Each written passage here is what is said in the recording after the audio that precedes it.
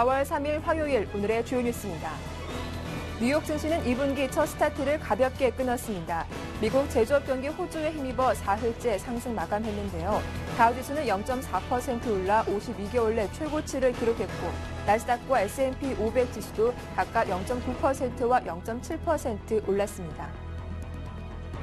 유럽 증시들이 일제히 상승 마감했습니다. 장중 수차례 흔들리기도 했지만 미국 제조업 지표가 선전하자 투자자들은 자신감을 회복하는 모습이었습니다.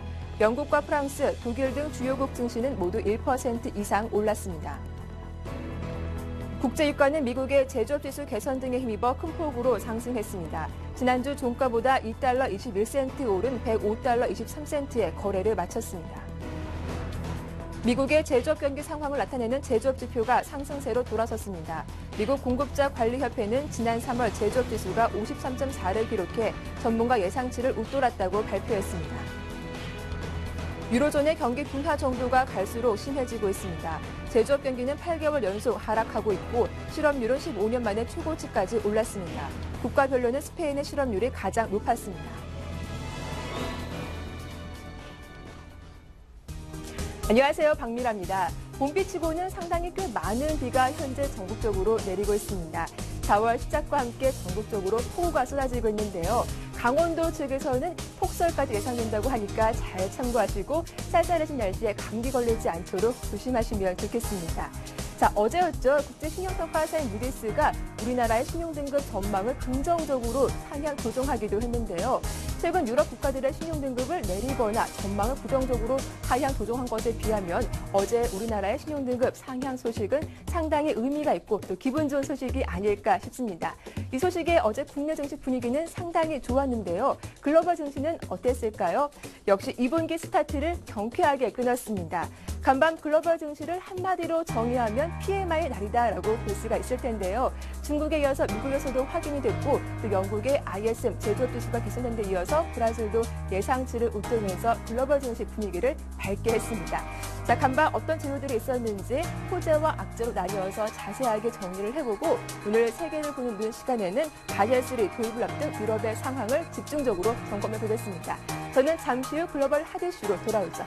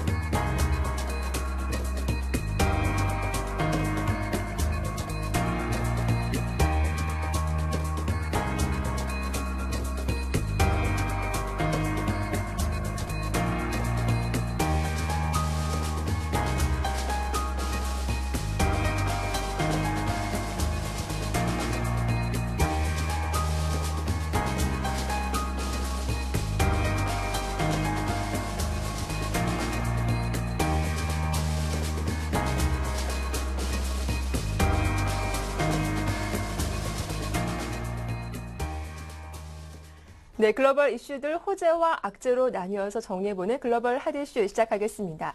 오늘 순서는 플랜 A 왕성량 팀장과 함께하겠습니다. 안녕하세요. 안녕하십니까? 네, 처음 인사드리네요. 네. 예. 자, 잔인한 4월은 없었습니다. 4월의 첫 거래일 뉴욕 증시 일단 기분 좋게 상승으로 마감을 했는데요. 일단은 제조업 지표가 또 호조를 보인 덕분이었는데 어떤 재료들이 있었는지 마감 상황부터 살펴보도록 하겠습니다. 예, 일단 뉴욕 증시 같은 경우는 산뜻하게 출발을 했다 이렇게 보여주고 있습니다. 지금 2분기와 4월의 문을 산뜻하게 좀 열었던 그런 모습이었습니다. 유로존의 이제 제조업 지표가 좀 부진했지만 이 미국과 영국 그리고 브라질 등의 제조업 경기가 좀 동반 호조를 보인 덕분에 지수는 좀 오름세로 이렇게 마감이 됐습니다. 특히 이날에 가장 주목해서 보셔야 될 것은 이 스탠더드 앤드 푸어스 S&P 500 지수가 4년 만에 최고치를 달성했다는 점입니다. 그러니까 4년 만에 최고치를 달성했다는 지금 이 상황에서는 지수가 한국 지수는 좀 지지부진한 면은 있지만 그래도 한번 기대해 볼 수 있겠다 이렇게 좀 얘기를 드릴 수 있을 것 같고요. 그리고 공포지수로 불리는 이 시카고 옵션 거래소에서 이제 발표되는 빅스 지수가 다시 15선 부근까지 좀 내려갔습니다. 그래서 대부분의 업종들이 좀 강세를 보였는데요. 특히나 에너지 그리고 소재 관련주들 관련돼 가지고 좀 상승세가 좀 가파르게 좀 주도하는 그런 모습이었습니다. 그렇기 때문에 오늘 시장에서도 한국 시장에서도 이 에너지 관련된 종목들과 소재 관련된 종목들은 눈여겨서 보시는 것도 좋겠다. 좀 얘기를 드릴 수 있을 것 같고요. 그리고 금융주도 좀 대체적으로 강세를 보였습니다. 이 뱅크 오브 아메리카를 더불어서 이 JP 모건 체이스 그리고 모건 스탠리도 모두 다 1% 안팎으로 좀 상승하는 그런 모습을 보였고 골드만삭스도 오랜만에 좀 0.43%나 이렇게 올라가는 상승세를 좀 흐름을 보였다 이렇게 좀 얘기를 드릴 수 있을 것 같습니다. 그리고 시가총액 1위인 애플사가 중국의 팍스콘 노동 여건을 좀 개선키로 이렇게 약속한 그런 점을 들어가지고 한 4% 가까이 그러니까 3.18%나 급등하는 그런 모습도 연출을 했고요. 그래서 사상 최고가인 621달러까지 이렇게 선까지 좀 근접한 그런 모습까지 보였습니다. 그래서 오늘 시장에서 삼성전자도 한번 눈여겨보실 필요도 있겠다. 좀 얘기를 드릴 수 있을 것 같고 또 반면에 그룹폰이라고 4분기 매출 목표치를 좀 하향 조정하면서 16.89%나 급락하는 모습을 좀 보이기도 했습니다. 네, 이렇게 간밤 뉴욕 증시 마감 상황 정리해봤는데 이번에는 유럽 증시 마감 상황도 살펴보도록 하겠습니다. 일단 유럽 주요국 증시는 전약 후 강의 모습을 보였습니다. 장 초반에는 좀 혼조세를 보였었는데 그래도 장 막판 들어서 1%나 많이 올라왔더라고요. 예, 그렇습니다. 일단 뭐 유럽 증시 같은 경우는 장 초반에 이 중국의 제조업 구매자 관리 지수 PMI 지수 발표에 영향을 받아서 좀 소폭으로 좀 올랐었습니다. 그렇지만 그 강도는 좀 약했었는데요. 일단 뭐 마지막에 다시 미국의 ISM 제조업 지수 발표 소식에 호재를 입어가지고 좀 강세를 보였던 그런 면이 있습니다. 그 부분에 대해서 자세히 좀 더 다시 얘기를 드리자고 하면은 일단 뭐 중국의 PMI 지수 같은 경우는 기준치 50선을 좀 넘었습니다. 넘어서 경기 확장세를 좀 보였지만 이 유로존 PMI 지수가 8개월째 좀 침체 국면을 좀 이어갔다라는 부분은 좀 악재로 좀 작용한 부분도 있었습니다. 그리고 또 심지어서 실업률도 14년 만에 최고치까지 이렇게 오르는 그런 경우까지 좀 발생이 되는데 그래도 마지막에 미국의 제조업 지수가 좋게 발표가 된 그런 부분 때문에 영향을 받아가지고 좀 이제 호조로 마감이 됐다 이렇게 좀 정리를 해드릴 수 있을 것 같습니다. 일단 유럽 내부적인 지표는 그렇게 좋지는 못했지만 그래도 미국의 제조업 지표가 개선되면서 훈풍이 됐다라는 내용이었는데 일단 글로벌 증시 호재와 악재로 나뉘어서 좀 자세하게 정리를 해보겠습니다. 일단 뭐 이날 뉴욕 증시 호재의 주인공은 바로 무엇보다도 미국의 3월 제조업 경기 지표일 텐데요. 예상치를 웃돌았다고 하죠. 어떻게 발표됐는지 정리해보겠습니다. 예, 일단 미국의 제조업 지표 같은 경우는 좋게 이렇게 발표가 됐습니다. 일단 예상치보다도 훨씬 더 앞서가는 그런 발표가 나왔는데요. 일단 본다고 하면은 공급자 관리협회에서 지난달에 이 제조업 구매자 관리 지수가 53.4로 이렇게 발표됐다고 발표를 했습니다. 이게 이제 지난 2월에 52.4는 물론이고 그리고 시장에서 예상했던 53보다도 훨씬 뛰어넘는 그런 수치를 발표를 했습니다. 그렇기 때문에 53.4를 발표를 했기 때문에 좀 호조를 보였다 이렇게 정리를 해드릴 수 있을 것 같고요. 그리고 지수는 기준치인 50선을 좀 넘어서면은 여전히 경기가 좀 확장세를 유지하고 있다 이렇게 좀 보여지고 있기 때문에 아직까지는 충분하게 좀 긍정적인 그런 시그널로 보실 필요도 있고 그리고 아직까지도 괜찮다 이렇게 좀 얘기를 드릴 수 있을 것 같습니다. 또 세부 항목별로 좀 얘기를 드리자고 하면은 일단 뭐 신규 주문 지수가 54.5에서 이 2월에 54.9보다도 좀 낮아졌습니다. 그렇지만 이 고용지수가 56.1로 그 2월에 53.2보다도 좀 높게 발표가 됐습니다. 그러니까 지금 미국 같은 경우는 딱 두 가지만 보시면 되는데 고용하고 그리고 건설 관련된 지표입니다. 이 고용 부분이 지금 이렇게 고용지수가 갑자기 큰 폭으로 높아졌다는 이 부분이 가장 큰 시그널을 작용한 것 같습니다. 그래서 상승세를 이렇게 주도했다. 이렇게 좀 정리를 해드릴 수 있을 것 같습니다. 네, 이 같은 제조업 경기 호조세는 영국에서도 확인이 됐는데요. 최근 10개월 만에 가장 빠른 증가세를 보였다고 하죠? 예, 그렇습니다. 지금 영국 같은 경우도 10개월 만에 최고로 빠른 속도로 이렇게 증가를 보였습니다. 일단은 뭐 영국도 마찬가지입니다. 지금 경기가 대체적으로 세계 경기가 다 같이 이제 좋아지는 그런 흐름을 보이고 있는데요. 일단 미국도 마찬가지고 영국도 마찬가지지만 경기가 좋아지는 이런 상황이 계속해가지고 갈지 여부를 한번 계속 체크해 보실 필요가 있겠다. 그러니까 다음 달에 이제 발표될 제조업 지표도 한번 체크해 보실 필요가 있겠다. 좀 얘기를 드릴 수 있을 것 같습니다. 왜냐하면은 그동안 계속 지지부진했던 했던 이 지표가 10개월 만에 이렇게 반등을 보였거든요. 그렇기 때문에 다음 달도 한번 기대해보자 이렇게 얘기를 드릴 수 있을 것 같습니다. 네, 이렇게 연구까지 살펴봤는데 특히 더 고무적이었던 것은 최근 성장 둔화 우려가 야기됐던 중국과 브라질 등 이머징 경제권의 대표 주자들의 이 제조업 경기도 좀 개선된 것으로 발표됐다라는 소식이 아닐까 싶습니다. 이 부분도 한번 정리해 볼게요. 예, 일단 뭐 중국 같은 경우는 그동안 계속 약세를 좀 보였었습니다. 그렇지만 이번에 PMI 지수를 발표를 더불어서 이제는 상승세를 이제 가지 않을까라는 그런 전문가들의 예견이 좀 많은데요. 일단 뭐 저도 그렇게 생각을 합니다. 4월 달, 5월 달에는 이제 중국의 소비 이제 시즌이 이제 도래를 합니다. 그렇기 때문에 그 소비 시즌에 맞춰가지고 또 이제 많은 경기 부양책이 좀 나오지 않을까 이렇게 생각이 되어지고 있는데요. 일단 뭐 중국 같은 경우 PMI도 좋게 나왔고 또 여러 가지 소비 관련된 지표들도 이제 좋게 나올 것이다라는 예측시가 있기 때문에 그런 부분들 한번 긍정적으로 보실 필요가 있겠다. 좀 얘기를 드릴 수 있을 것 같고요. 브라질 같은 경우도 마찬가지입니다. 브라질도 그동안 경제 지표가 좀 안 좋게 나온 부분이 있지만 어제 발표됐던 제조업 지표가 좀 좋게 호조로 발표된 그런 부분 때문에 이 글로벌 증시에서도 특히나 이 신흥국 지수를 이제 대표하는 브라질과 중국의 이런 상세가 이제 좀 돋보이지 않을까 이렇게 좀 얘기를 드릴 수 있을 것 같습니다. 네, 이렇게 글로벌 증시 호재들 정리해봤습니다. 이번에는 악재가 됐던 요인들 정리를 해볼 텐데요.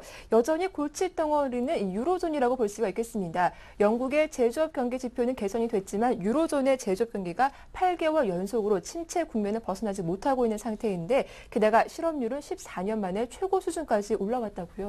예, 그렇습니다. 좀 안 좋은 안 좋은 소식이지만 일단 뭐 유로존 같은 경우는 PMI 지수가 47.7로 이렇게 3개월 최저 수준을 좀 기록을 했습니다. 그래서 이 기준치로 봤을 때는 8개월째 좀 경기가 침체가 계속 이어지고 있다라고 이렇게 정리를 해드릴 수 있는데요. 일단 뭐 유럽 같은 경우는 제가 생각했을 때도 그렇습니다. 아직까지는 경기가 완만하게 올라가려면 시간이 좀 더 걸리지 않을까 생각이 되어지고 있습니다. 왜냐하면 구제금융을 받은 지 불과 몇 달이 안 됐기 때문에 그 경기가 어느 정도 회복이 되려고 하면은 최소한 6개월, 길게는 1년이 넘어가야지 이게 경기가 회복이 이루어질 것으로 이렇게 생각이 되고 있습니다. 그렇기 때문에 그런 부분들을 봤을 때 아직까지는 시기상조다. 그래서 아직까지는 좀 괜찮지 않을까. 좀 시그널을 넓게 본다고 하면은 그림을 넓게 그린다고 하면은 아직까지는 그래도 좀 긍정적으로 좀 보실 필요도 있지 않을까. 좀 얘기를 드릴 수 있을 것 같고요. 그리고 2월에 실업률이 좀 많이 하락해가지고 발표가 됐습니다. 이 10.8% 정도 14년 만에 최고 수준으로 이렇게 많이 하락을 보였는데 일단 실업률 같은 경우도 이 경기가 좀 좋아지면은 어느 정도 다시 회복할 수 있기 때문에 그 부분을 한번 기다려보자 이렇게 좀 얘기를 드리도록 하겠습니다. 예, 국가별로 보면은 스페인의 실업률이 가장 높은 수준을 기록을 하기도 했는데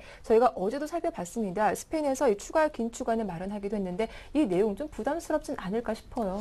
예, 그렇습니다. 일단 뭐 스페인 같은 경우는 그 총리께서 나와가지고 이제 긴축을 더 할 수도 있다라는 그런 부분을 좀 언급을 했거든요. 네. 그래서 일단 뭐 그 내용을 봤을 때는 상당히 좀 부담스러운 건 사실입니다. 그렇기 때문에 그 부분이 진짜 시장에서 다시 한번 그 출회가 된다고 하면은 당연히 악재로 해가지고 출회가 될 수 있습니다. 그러니까 그 전에도 며칠 전에도 한번 총리가 그렇게 얘기를 했는데 그게 오보로서 그렇게 한번 루머로서 이렇게 얘기가 나왔던 적이 있었거든요. 그래서 증시가 다시 한번 올라갔었던 적이 있었는데 일단 이번 이 발언으로 인해 가지고 증시가 다시 한번 충격을 받을 수도 있습니다. 그렇기 때문에 그런 부분들을 봤을 때는 일단 이 부분이 진짜인지 아닌지 여부, 그러니까 긴축을 할지 안 할지 여부를 한번 체크해 보실 필요가 있을 것 같습니다. 긴축을 하게 되면은 충분하게 다시 한번 충격을 받을 수 있기 때문에 증시에는 출렁일 수 있는 그런 악재임에는 분명하다 이렇게 좀 얘기를 드릴 수 있을 것 같습니다. 예, 이렇게 유로존의 실업률 내용까지 정리를 해봤습니다. 또 이날 발표된 미국의 건설 경기는 예상 밖의 둔화 조짐을 보였는데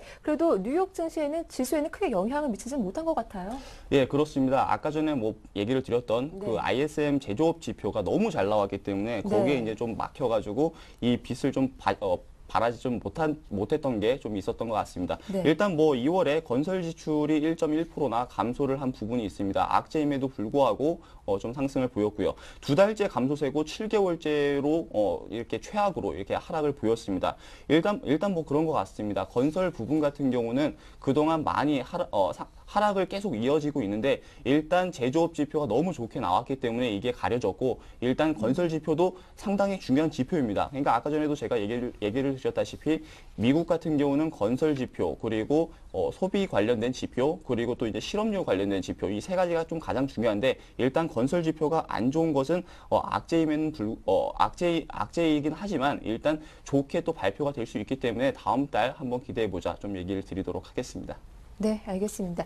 이어서 상품 시장 쪽으로 넘어가 보겠습니다. 국제 유가는 역시 미국의 제조업 경기가 회복세를 보이고 있다라는 소식에 크게 오르기도 했는데 어떻게 마감됐는지 살펴보죠.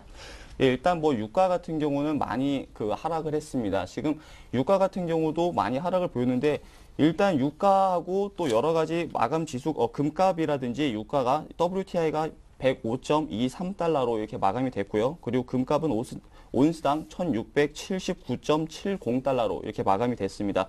일단 뭐 유가 같은 경우는 미국의 제조업 지수 개선에 이제 급등을 좀 보였고요. 그리고 금값 같은 경우는 역시 이 제조업 지수 개선에 따라서 이제 좀 상승을 보였습니다. 일단 뭐 금값하고 유가 같은 경우는 최근에 계속 상승을 좀 이렇게 이어지고 있는데, 이제 유가 같은 경우는 상승이 계속 이어진다고 하면은 국내뿐만 아니라 글로벌에도 좀 안 좋은 그런 영향을 미칠 수 있기 때문에 그런 부분들은 좀 악재로 이렇게 좀 작용할 수가 있겠습니다. 예, 끝으로 오늘 밤 발표되는 경제 지표들 어떤 것이 있는지 오늘 일정 정리해 주시죠. 예, 오늘 같은 경우는 딱 세 가지가 있습니다. 일단 첫 번째는 2월에 공장 주문 증가율이 이제 발표가 되는데요. 일단 뭐 이전치가 마이너스 1%였고요. 그리고 예상치가 1.5%입니다. 그리고 3월에 자동차 판매가 또 발표가 되는데요. 이전치가 1,500만 대, 그리고 예상치가 1,460만 대입니다. 그러니까 예상치보다 훨씬 더 좋게 이것들이 발표가 된다고 하면 증시에는 호재가 될 수 있습니다. 그렇기 때문에 그런 부분들 한번 체크를 해보시고, 그리고 또 FOMC 의사록이 또 공개가 됩니다. 그래서 특히나 지금 세계 증시에서 지금 많이 궁금해하고 있는 게 이제 이 FOMC 의사록인데요. 일단 이 FOMC 의사록에서 QE3에 대한 이야기가 나왔는지, 그러니까 그런 부분들이 가장 궁금해할 것으로 이렇게 보여지고 있습니다. 그렇기 때문에 저희들도 한번 이 부분을 한번 체크해 보실 필요가 있겠다. 이 부분에서 만약에 QE3에 대한 언급과 함께 이 QE3를 할 수도 있다라는 그런 부분이 나온다고 하면은 충분히 증시가 재차 한번 상승을 보일 수 있기 때문에, 모멘텀을 일으킬 수 있기 때문에 한번 체크해 보자 얘기를 드리도록 하겠습니다. 네, 말씀 잘 들었습니다. 지금까지 플랜 A 왕설량 팀장과 함께했습니다. 도움 말씀 고맙습니다. 네, 감사합니다.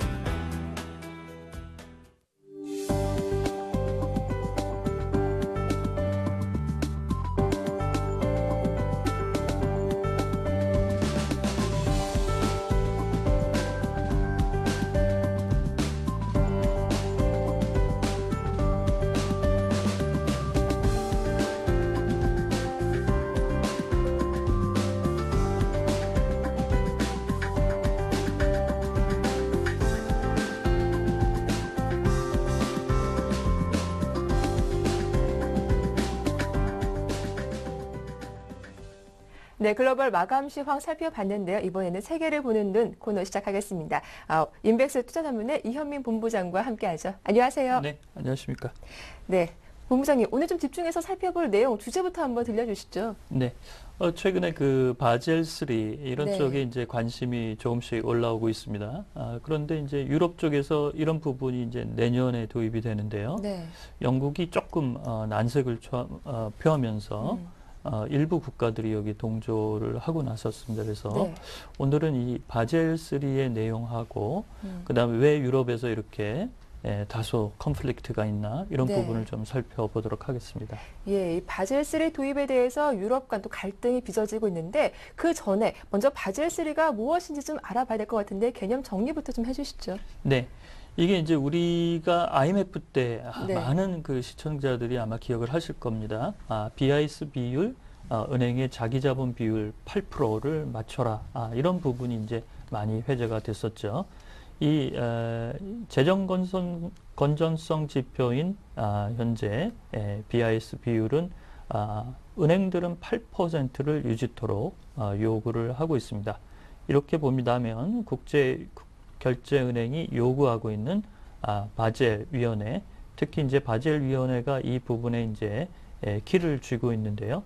이런 부분에서 내용이라고 볼 수가 있겠고, 특히 이제 이런 내용으로서는 감독기관의 감독 강화 이런 부분도 이제 함께 녹아 있다라고 볼 수가 있겠습니다. 일단은 금융기관의 재정 건전성을 살펴볼 수 있는 것이다라고 하셨는데 그렇다면 이 바젤3 도입을 놓고 유럽 각국의 의견이 좀 엇갈리고 있다고요? 그렇습니다. 이번에도 이제 영국이 조금 불만 섞인 부분을 토로를 했는데요. 네. 그런 부분은 역시 이제 영국의 금융 비중, 특히 은행 산업의 비중이 크다는 점에서 이런 부분에 이제 현재 조금 어려운 부분을 노정하는 것으로 보입니다. 내년도에 이제 도입될 내용인데요. 이런 부분에서는 EU 의회의 승인을 현재 기다리고 있는 그런 흐름이라고 하겠습니다. 그렇지만 영국이 이런 내용에서 EU가 조금 더 융통성을 가질 수 있는 부분을 조금 내놓는 부분이 필요하지 않느냐 이렇게 현재 얘기를 하고 있습니다. 이런 내용들이 현재 다시 이제 불거지면서 일부 동조화되는 국가들이 여기에 이제 참여하겠다라는 내용이 다시 올라오면서 이런 부분이 현재 불만이라고 볼 수가 있겠습니다. 그래서 그럼 어떤 국가들이 영국 쪽 의견에 동조하고 있는 건가요? 이쪽 주장에는 이제 네. 그 스웨덴이랑 일부 국가들이 현재 여기 동참을 하고 있는데요. 네. 특히 이제 동유럽 국가들이 이런 부분에 같이 묶어서 나오고 있는 상태입니다. 영국 주장에 네덜란드뿐만 아니라 스웨덴, 헝가리나 체코 등이 현재 동조를 하고 있는데요. 이런 내용들은 동유럽 국가들은 이른바 BIS 비율, 이 바젤3가 도입이 될 경우 오스트리아를 비롯한 일부 서구 은행들이 자본 확충을 위해서 자국에서의 자본 회수 이런 부분이 나타날 경우 자국의 금융기관, 특히 금융시장의 우려가 커질 것을 현재 우려한다라고 볼 수가 있겠습니다. 그렇지만 EU 집행위원회나 독일과 프랑스, 이태리 일부 국가들은 현재 요구하고 있는 바젤3의 원안을 찬성하고 있다는 점, 이런 점에서는 회원국들의 현재 갈등 양상이 조금 불거지는 그런 흐름이라고 볼 수가 있겠습니다. 예, 그렇다면 은행 재정 안정성 규제에도 불구하고 이런 금융기관들이 시장 충격에 취약한 이유는 무엇 때문인가요? 아무래도 지난번 이제 2008년 미국의 금융위기 이후에 그 일시적인 유동성의 그 흐름 이런 쪽에서 조금 어려운 부분이 있었습니다. 네. 어떻게 본다면 이런 바젤 협약과 관련된 내용도 금융시장의 움직임에 발맞춰서 현재 바젤 3까지 업데이트가 됐다라고 볼 수가 있겠는데요. 이렇게 그 일부 기관들, 특히 금융기관의 유동성 리스크가 크게 불거지면서 미국에서는 리만 브러더스가 파산에 이르는 등 이런 홍역을 한번 크게 치른 바가 있었습니다. 또한 이 금융시장에 현재 불거져 나오고 있는 파생상품의 리스크 해지 이런 부분이 완벽하게 해지가 안 된다는 점, 이런 점도 현재 리스크 강화 이런 쪽에서 현재 바젤 3가 요구하는 그런 수준이 강화되는 흐름이라고 볼 수가 있겠는데요. 따라서 현재 올해도 이제 그 발표가 됐었는데요. 미국의 스트레스 테스트 이런 부분이 혹독하게 진행이 됐었고, 특히 EU 쪽에서는 이른바 금융기관들이 현재 자본 확충과 관련된 부분을 이미 다 제출한 상태입니다. 이런 점에서 은행들의 자본 확충뿐만 아니라 내년도에 도입될 이 BIS 비율, 바젤 3의 도입을 놓고 현재 금융기관들이 굉장히 허리띠를 졸라맨다라고 볼 수가 있겠습니다. 네, 이제 바젤 3가 시행을 1년도 채 남겨두지 않고 있는 상태인데 바젤 3에서 크게 달라진 점이 있다면 어떤 것이 있을까요? 바젤 2하고 바젤 네. 3하고 맥락은 크게 달라진 점은 없습니다. 그렇지만 세부 사항이 이제 바젤 3에서 좀 더 추가됐다라고 볼 수가 있겠고요. 네. 이 맥락은 세 가지 큰 현재 영역에서 그 내용의 맥락을 찾을 수가 있는데요.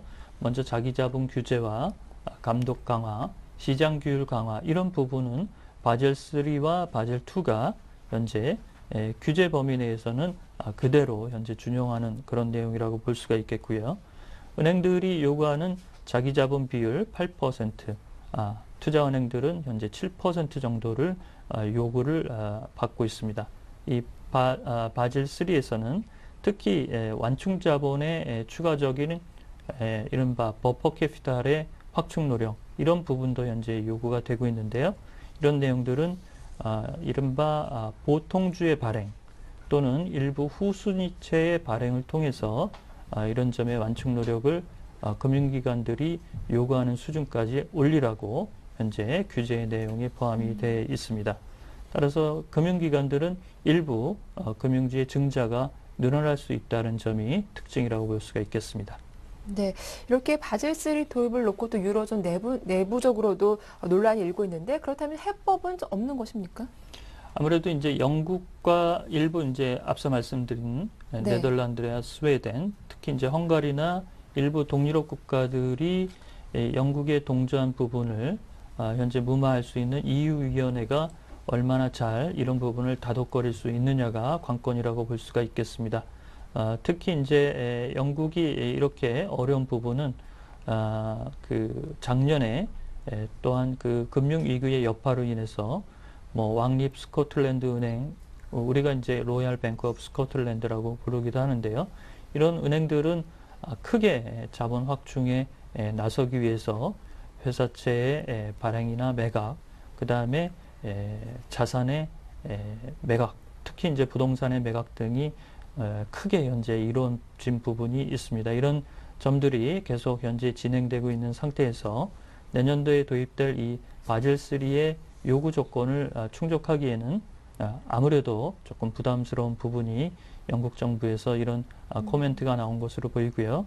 따라서 이런 영국의 입장이 좀 더 강력한 부분으로 나오게 된다면 상반기에 어떤 접점을 찾기는 조금 어려울 것으로 볼 수 있는 부분이 있지만 하반기에는 EU-위원회와 그 다음에 현재 찬성 의사를 보이고 있는 프랑스와 독일 이런 쪽의 입장이 그 바로미터가 될 수 있을 것으로 보입니다.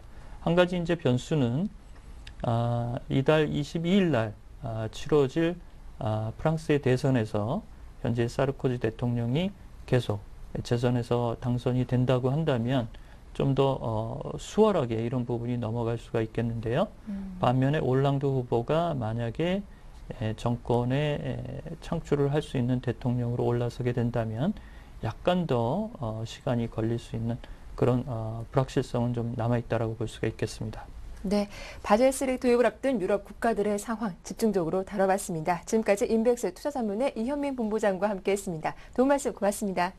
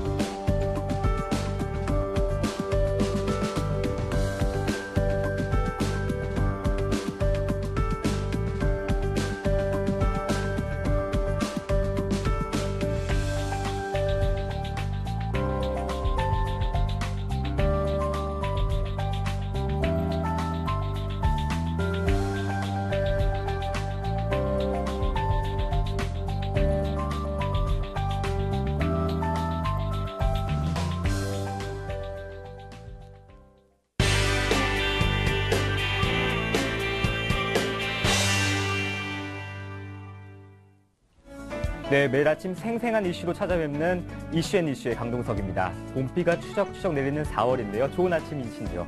네, 첫 번째 이슈앤이슈 첫 번째 소식입니다. 국제 신용평가사 무디스가 어제 우리나라의 신용등급을 안정적에서 긍정적으로 상향 조정했습니다. 이는 지난 2010년 4월 신용등급을 A2에서 A1으로 올린 데 이어 2년 만에 등급 전망을 올린 것입니다. 이로 인해 우리나라가 내년에는 국가신용등급 AA 수준으로 진입할 가능성이 커졌습니다. 기획재정부에 따르면 무디스는 등급 전망을 높인 이유로 양호한 재정 건전성, 대외 건전성 개선, 은행 부분의 대외 취약성 감소, 양호한 경제 성장 전망 등을 제시한 것으로 전해졌습니다. 재정 건전성과 관련해서는 글로벌 금융위기와 유로존 재정 위기에 불구하고 국가 채무 규모가 안정적이며 재정 여건이 양호하다고 밝혔습니다. 무디스가 우리나라 신용등급 전망을 끌어올린 것은 북한의 로켓 발사 위협에 따른 지정학적 리스크보다 최근 좋아지고 있는 우리나라의 경기 흐름에 더 주목했기 때문으로 풀이됩니다. 경기 바닥론이 나오는 다른 나라에 비해 월등히 앞서 있는 현재 상황을 반영한 것으로 보여집니다. 네, 두 번째 소식입니다. 청와대가 새누리당에서 요구한 민간인 불법 사찰에 대한 이명박 대통령 사과와 권재진 법무부 장관 사퇴 요구를 거부한 것으로 나타났습니다. 청와대는 이날 새누리당이 불법 사찰에 대한 이명박 정부의 사과를 요구한 데 대해 책임질 일이 있으면 책임지겠다는 것이 청와대의 일관된 입장이지만 현재로서는 진실규명이 우선이라고 밝혔습니다. 새누리당 선거대책본부 대변인은 이명박 정부가 분명한 입장을 밝히고 있을 수 없는 일이 일어난 데에 대해 국민에게 사과해야 한다고 주장했습니다. 하지만 권 장관이 수사에 걸림돌이 된다는 지적에 대해서도 청와대는 법무부 장관이 검찰 수사를 직접 지휘한 것은 아니다라고 밝혀 사실상 사퇴 요구를 수용하지 않을 것임을 내비쳤습니다. 일부 언론에 공개된 노무현 정부 당시의 민간 계좌 추적에 대해서는 확인해 줄 수 없다며 자료를 공개할 의무는 없다고 전했습니다. 네, 다음 소식입니다. 국내 전체 가구의 절반 이상이 금융부채를 지고 있는 것으로 나타났습니다. 2011년 말 통계청, 금융감독원, 한국은행이 공동으로 발표한 2011년 가계금융조사를 바탕으로 한은이 분석한 결과 우리나라 전체 가구의 56.2%가 금융부채를 지고 있는 것으로 조사돼 1년 전 53.7%보다 비중이 높아졌습니다. 특히 소득 하위 20% 이하인 1분위 소득계층에서 상대적으로 증가폭이 컸습니다. 목적별로는 1분위 가구의 54.7%가 전월세 보증금, 결혼자금, 생활비 등 생경이었고 4, 5분위 가구 부채는 50% 이상이 부동산 구매용이었습니다. 한은은 이자만 내던 주택담보대출의 원금 상환이 본격적으로 시작됐다며 특히 2012년부터 2013년 중 전체 담보대출의 46%가 만기가 도래하거나 거치 기간이 종료되므로 유의할 필요가 있다고 설명했습니다. 다음은 삼성전자 소식입니다.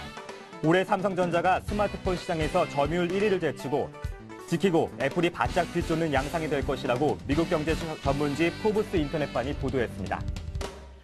이에 따르면 올해 1분기 삼성전자는 모두 4,100만 대의 스마트폰을 판매해 점유율이 28.2%였고 애플이 3,260만 대를 팔아 점유율 22.4%를 기록하면서 삼성을 추격하는 것으로 추정됐습니다.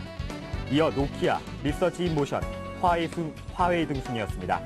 워클리는 이번 조사 결과는 삼성전자가 유럽과 아시아를 중심으로 시장에서 강세를 보였다는 것을 보여준다며 이는 삼성전자의 스마트폰 제품의 가격이 다양한 가격대의 포트폴리오를 가지고 있기 때문이라고 분석했습니다. 또한 삼성전자의 다양한 제품군을 갖추면서 최근 성장세를 보이는 선불폰 시장에서도 점유율을 높였다고 덧붙였습니다. 다음 소식입니다. 북한의 장거리 로켓 발사 비용이 주민 1,900만 명의 1년치 식량과 맞먹는다는 조사 결과가 나왔습니다. 또 북한이 일부 기술을 보완하면 미국 본토까지 타격할 수 있는 대륙간 탄도미사일 기술을 보유하게 될 것이라고 정보당국은 평가했습니다. 당국은 최근 북한의 장거리 미사일 발사 비용을 약 8억 5천만 달러로 추정하고 있다고 밝혔습니다. 특히 미사일 발사에 소요되는 8억 5천만 달러로 식량, 즉 옥수수를 구매한다면 중국산 옥수수 250만 톤을 살 수 있고 이는 현재 배급량을 기준으로 북한 주민 1,900만 명의 1년치 식량에 해당한다고 말했습니다. 북한 주민 한 사람의 하루 배급량은 355g입니다. 한편 군은 광명성 3호 인공위성을 탑재한다는 장거리 미사일이 미국 본토를 타격할 정도의 사거리를 가진 것으로 추정했습니다. 북한이 국제기구에 통보한 궤적으로는 미사일이 백령도 상공 100km 이상을 비행할 것으로 분석됐습니다. 네, 오늘 제가 준비한 소식은 여기까지입니다. 저는 다음 내일 더 생생한 소식으로 찾아뵙겠습니다. 고맙습니다. 네, 이번 시간에는 불법 사찰을 놓고 청와대와 새누리당의 갈등 상황과 또 무디스의 신용등급 전망 상향 조정 소식 자세하게 다뤄보겠습니다. 서울경제신문 증권부의 김종선 기자와 함께하죠. 안녕하세요. 안녕하세요. 네, 청와대가 새누리당에서 요구한 민간인 불법 사찰에 대한 이명박 대통령의 사과와 또 권재진 법무부 장관의 사퇴 요구를 거부했습니다. 이에 민주통합당은 표적을 청와대에서 이번에는 박근혜 새누리당 비상대책위원장으로 옮겨서 공세 수위를 높이고 있다고요. 네, 그렇습니다. 청와대는 새누리당이 불법 사찰에 대해 이명박 정부의 사과를 요구한 데 대해 거부하는 입장을 보였는데요. 책임질 일이 있으면 책임지겠다는 것이 청와대의 일관된 입장이지만 현재로서는 진실규명이 우선이라고 밝혔습니다. 앞서 이상일 새누리당 선거대책본부 대변인은 이명박 정부가 분명한 입장을 밝힐 수 없는 일이 일어나는 데 대해 국민에게 사과해야 한다고 주장했습니다. 권재진 장관이 수사에 걸림돌이 된다는 지적에 대해서도 청와대는 법무부 장관이 검찰 수사를 직접 지휘하는 것은 아니다라고 밝혀 사실상 사퇴 요구를 수용하지 않을 것임을 내비쳤습니다. 일부 언론에 공개된 노무현 정부 당시의 민간 계좌 추적에 대해서는 확인해 줄 수 없다며 청와대가 자료를 공개할 의무는 없다고 전했습니다. 이른바 BH 하명 사건과 관련해 청와대 고위 관계자는 현 정부 들어 서면으로 제기된 제보만도 9만 6천 건이고 지난해만도 2만여 건에 달한다며 해당 부처에 이첩하는 것이 당연하지 않겠냐고 말했습니다. 불법 사찰 논란에 대해 청와대와 여당, 야당이 진실게임을 양상을 보이는 가운데 서로 간의 불법 찍기가 한창인데요. 새누리당은 현 정부에 대해 양비론을 펴면서 재차 특검을 요구하는 한편 현 정부의 사과를 공식 요구하며 차별화에 나섰습니다.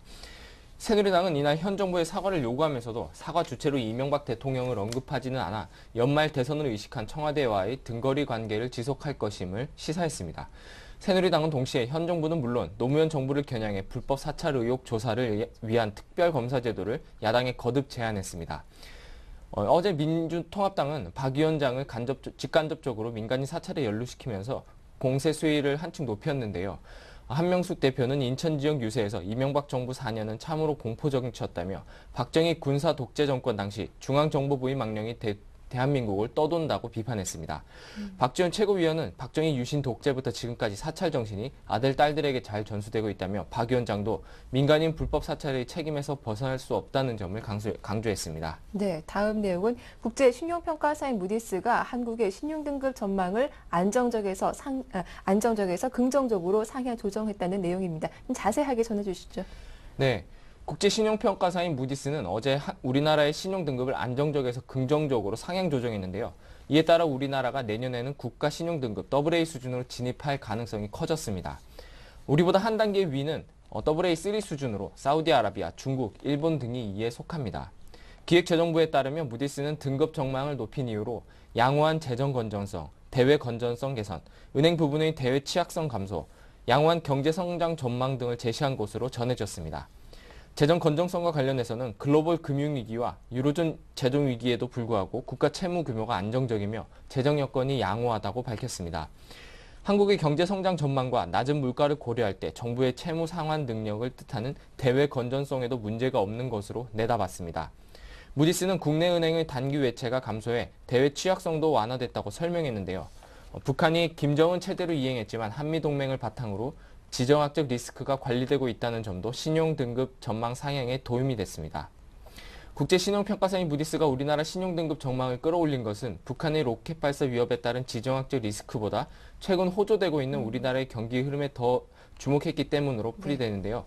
경기 바닥론이 나오는 등 다른 나라에 비해 월등히 앞서는 호전 기운을 반영한 셈입니다. 예, 말씀 잘 들었습니다. 지금까지 서울경제신문 증권부의 김종선 기자와 함께했습니다. 수고 많으셨습니다. 고맙습니다.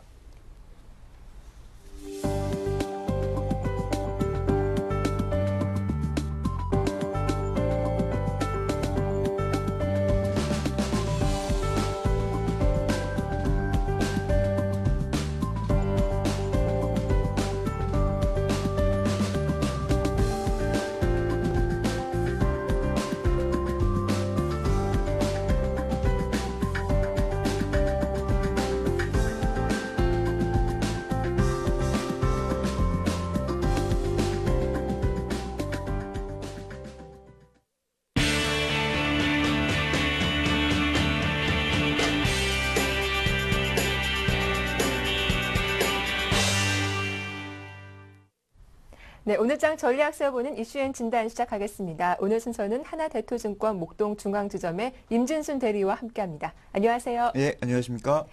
네, 어제 국내 증시는 좀 깜짝 선물을 받은 것 같습니다. 무디스의 국가 신용등급 전망 상향 소식에 일단 코스피, 코스닥 모두 상승으로 마감을 했는데요. 어떻게 마감됐는지 다시 한번 정리해 주시죠. 예.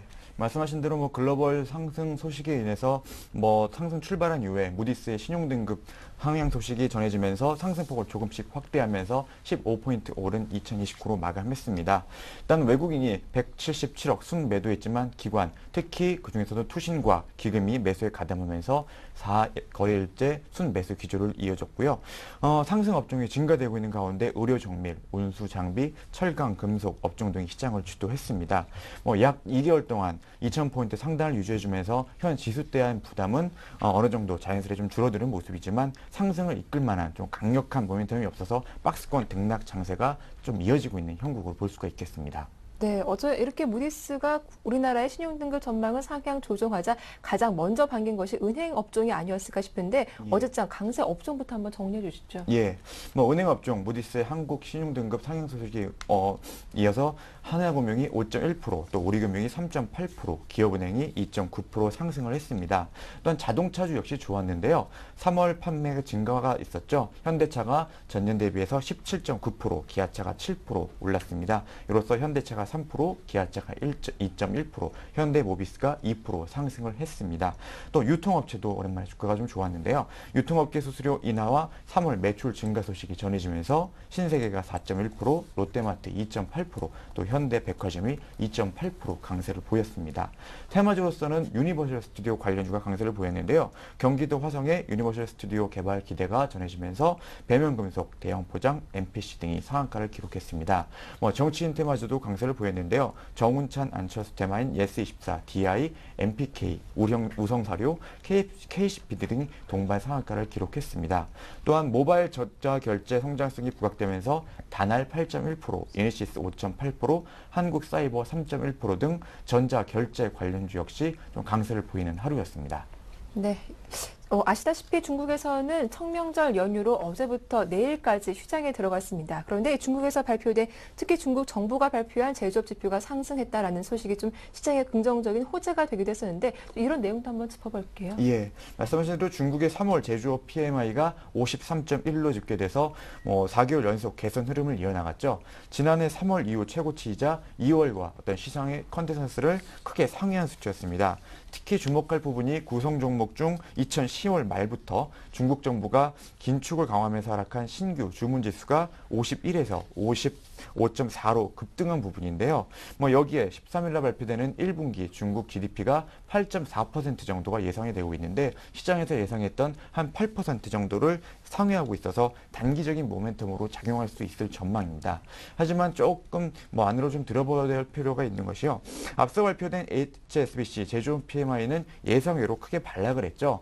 여기서 HSBC 제조업 지수의 PMI 대상은 동부 연안의 한 400개 민간 중소기업입니다. 이번에 발표된 물류구매연합회의 대상은 800여 개의 구매 대형 국유기업이기 때문에 차이가 있었던 부분인데요. 그만큼 민간 중소기업은 수출 부진 또 자금난으로 아직까지는 수축 국면을 벗어나지 못했다. 이렇게 생각할 수가 있었습니다.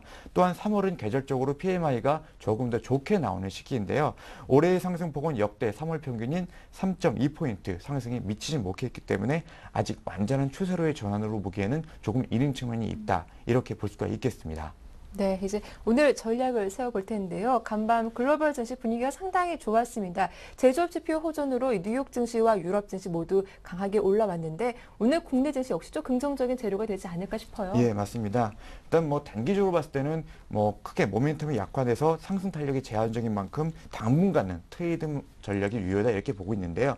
간밤에 미국 ISM 제조업지가 상당히 좋게 나왔죠. 이 지표를 앞두고서 관망 심리가 강했는데 여기에 우리나라 주요 기업들의 실적까지 덧붙여진다면 지수 2050선을 돌파하는 어떤 모멘텀으로 작용하지 않을까 이렇게 생각이 들고 있습니다. 일단 기술적으로 볼 때는 현 지수 때인 2020선이 20일 이평선을 비롯한 주요 지지, 저항선이 맞물려 있는 자리라서 조금 더 방향성을 확인하는 시간은 필요하다 이런 생각이 들고요. 일부 현금 비중은 계속 유지한 채 수급이 개선되는 업종으로 대응하거나 최근 하락으로 인해서 어떤 저평가된 매력이 돋보이는 업종으로 접근하는 것이 좋겠다 이렇게 보고 있습니다.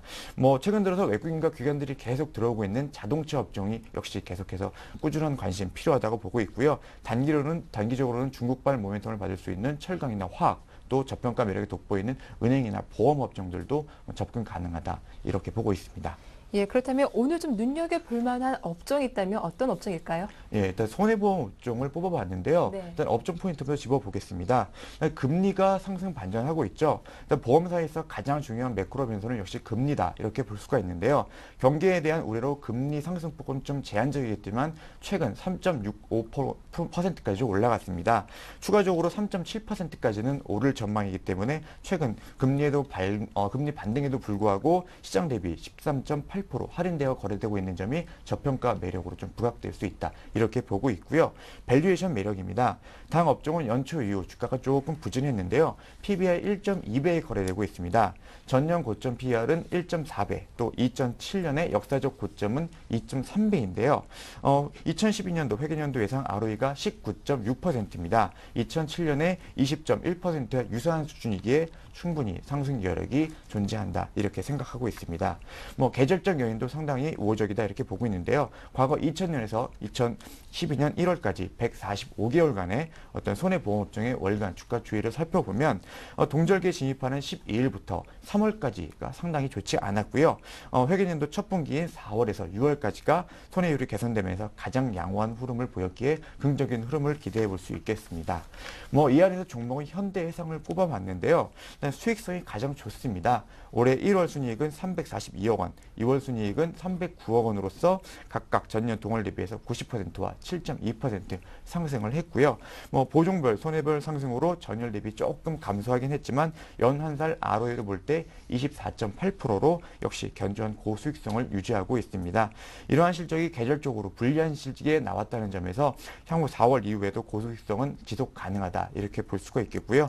이런 실적이 유지된다면 향후 3년간 상위 5개사 중 가장 뛰어난 수익성을 달성할 것으로 전망하고 있습니다. 이로써 동사의 주가에 대한 릴레이팅도 가능하다 이렇게 보고 있고요. 자동차 어떤 보험료 인하율에서 좀 제한적인 영향을 받겠다 이렇게 보고 있는데요. 2.5% 내외에서 인하폭이 결정된다면 2012년 실적 감소율은 2% 수준에서 그칠 것이기 때문에 그 영향은 제한적이다 이렇게 보고 있고요. 수급도 상당히 괜찮습니다. 지난 11월 MSCI 한국 표준지수의 편입 이후에 외국인 지분율이 계속 높아지고 있기 때문에 역시 수급적으로도 우호적으로 볼 수 있어서 보험 업종 중에서 현대해상 긍정적으로 접근해도 봐도 되는 시기가 아닌가 생각하고 있습니다. 네, 말씀 잘 들었습니다. 지금까지 이슈앤 진단 하나대투증권 목동 중앙지점의 임진순 대리와 함께했습니다. 수고 많으셨습니다. 네, 감사합니다. 네, 잠시 후 2부에서는 오늘 매수 가능한 종목들 샘플러스 전문가와 함께 살펴보고 청송촌놈 신창환 대표의 증시타파 이어지니까요. 많은 관심 부탁드리겠습니다. 저는 잠시 후 2부로 인사드릴게요. 고맙습니다.